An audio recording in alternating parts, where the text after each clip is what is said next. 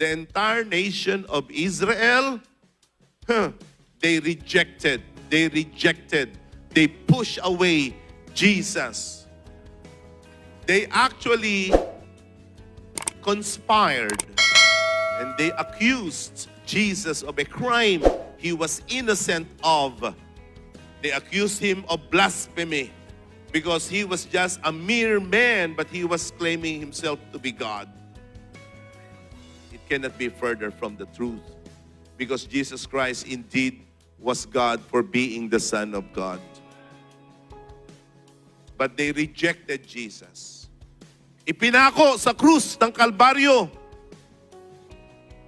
At sabi ng kanilang mga lolo at mga lola, let His blood be in our hands.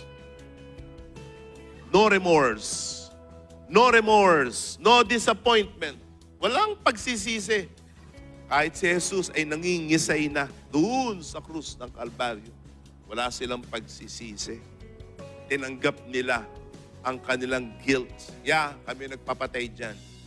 And as a result of the rejection of their Savior, Israel was destroyed.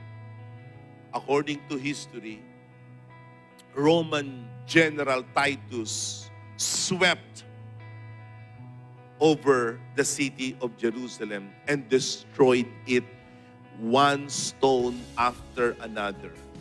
Hindi ko lang kung sino sa inyo nakapunta na sa Israel. Meron ba nakapunta na sa Israel? If you have been to Israel, you have probably visited the Western Wall. The Western Wall. Ano sa Tagalog ng Western?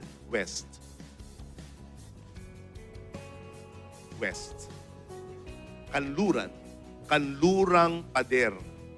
Yung pader na yon, pader pa yon sa panahon ni Jesus. Yun na lang ang natira. At sila nananalangin doon. Nananalangin sila na may pag-iyak. Kaya ang tawag doon ay wail. Wailing wall. I've been to Israel 3 times already. I always visit the Wailing Wall. And they pray crying like this. Because they wanted their country to see their Messiah. Gusto nilang makita yung tagapagligtas nila. Hindi nila alam, yung kanilang tagapagligtas ay dumating na. Pero hindi nila nakilala.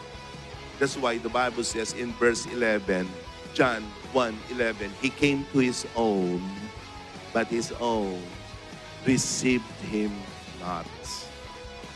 And as a result, they are destroyed.